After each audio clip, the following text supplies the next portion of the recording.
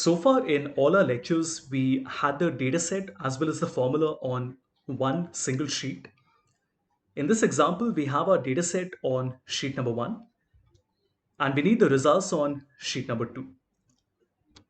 To do this, there are a couple of different approaches, and I'll showcase all of them to you. So if you write equal to VLOOKUP, we notice that our VLOOKUP value is already on the current sheet, which is C4. We put a comma. Now the table array is not on this sheet. So without exiting the formula, I will take my mouse and click on sheet number one.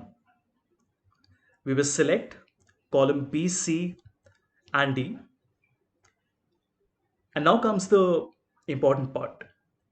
You have to press a comma and then go back to sheet number two. And you notice that C4 was already our lookup value. Sheet 1 B colon D has now become the table array from the first sheet. Now the column index number is just a number, right? So we don't need to write the sheet number. We can simply write number 3 and then we write false. Oh, we have to remove this name. So as you can see, it works perfectly.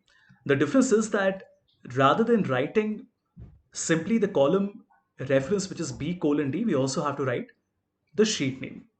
Now, if you really think about it, sometimes I feel that rather than going through all this hassle of selecting multiple sheets, it is much easier to simply write VLOOKUP. For now, I'm simply going to write B colon D, number 3, and then false. Now, obviously, this will result in an error because remember, B colon D has to be on the other sheet. But we can simply type sheet 1 with an exclamation mark. And you notice this works as well. Now, why am I encouraging you all to write the sheet name manually? The simple reason is because even though this requires a little more effort on your part, if you look at the big picture, this is a much simpler approach rather than having to manipulate and navigate between multiple sheets at the same time. Especially when you have a very large workbook, which might have, let's say, 25 odd sheets in it. Navigating between all those sheets can get very cumbersome, and writing the sheet name is much simpler to do. Do remember that if your original sheet had a space in it, for example, if the name was sheet space 1, then my formula would have become sheet space 1. But this time we also have to enclose this inside a single apostrophe. If you notice, if I don't keep the apostrophe, it doesn't work. It tries to go to a different document altogether. So just remember, whenever your sheet name has a space in it, you have to enclose it inside a single apostrophe before you put the exclamation mark. My advice is that you should always put the exclamation mark. As an example, imagine that there was no space in sheet 1. Even so, we could have written sheet 1 with an apostrophe and the result would come. Now, this is a much better approach because this way you don't have to remember when to put the apostrophe, when not to put it. You can put the apostrophe every time. In case there is no space in the sheet name, then the apostrophe will automatically go away. But you at least don't have to keep in mind when and when not to put it. So this is one way of writing VLOOKUP when you're working with multiple sheets. The other way is to write equal to VLOOKUP. You open the parentheses and then you click on this fx insert function button.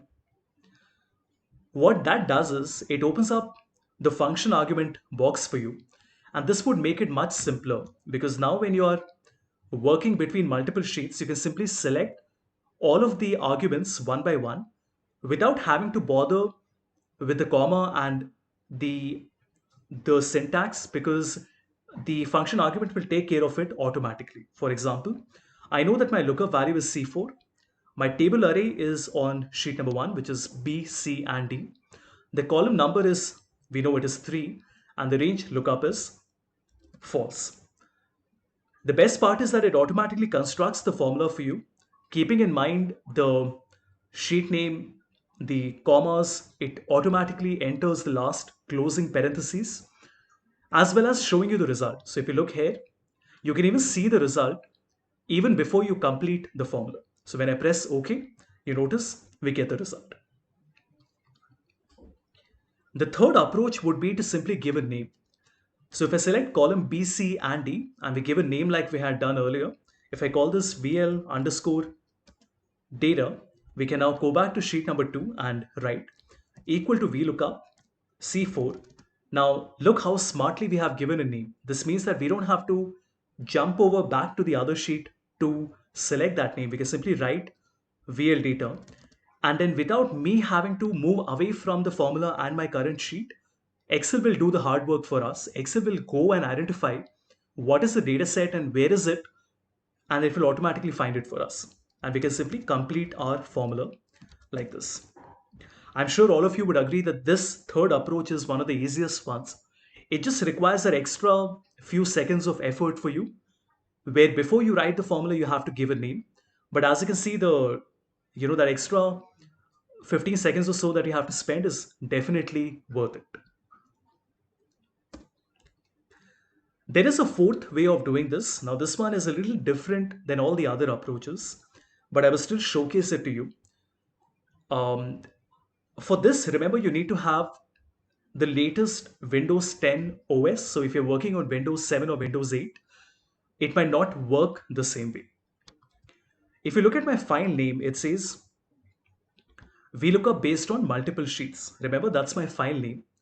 Now, look carefully. When I click on View and I select, so I'm clicking on View and I'm selecting this option called New Window. So what it does is it opens a duplicate window of my current workbook. If you notice, a new workbook has been created called VLOOKUP based on multiple sheets number 2. Now, why is that so helpful? Because now I can see both the instances of the same workbook at the same time.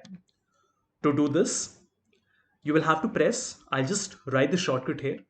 You will have to press Windows and the left arrow, okay, at the same time. So you press the Windows button on your keyboard along with the left arrow, and you notice that on the left side I can see one of the instances of my Excel workbook, and then on the right side I can just click on the other instance, and this way I can view the same Excel workbook two different times. Now, why would you want to do that? Because on the left side I can keep sheet number 1, and on the right side I can keep sheet number 2. And this would make things much simpler than any other approach. If you notice, I can simply write VLOOKUP, the lookup value is C4, and without having to do anything, I can simply come back and select my table array. Excellent, right? Now this means that you're able to retain your formula. So the formula is always visible to you, but you're also able to see the other sheet and select the data from the other sheet. So I complete my formula. Once I'm happy with the result, you can simply close the first instance and then maximize this, and you get the final result. Now, it might seem that it requires a lot of effort and it is a little time consuming, but believe you me, it is not. It's very, very simple. And I'm sure that if you guys practice it 4 or 5 times, it will just become second nature to you. And you will see the advantage of being able to open multiple instances of the same workbook at the same time. Do remember the Windows left arrow shortcut only works on Windows 10. It might even work with some builds of Windows 8 as well. But in case it doesn't work, not to worry. Just make sure that you have a copy of Windows 10, and in that it will work perfectly. So a quick recap, I showed you that you can write a VLOOKUP by selecting values from the other sheet. You can also give a range name, and you can also create a new window altogether.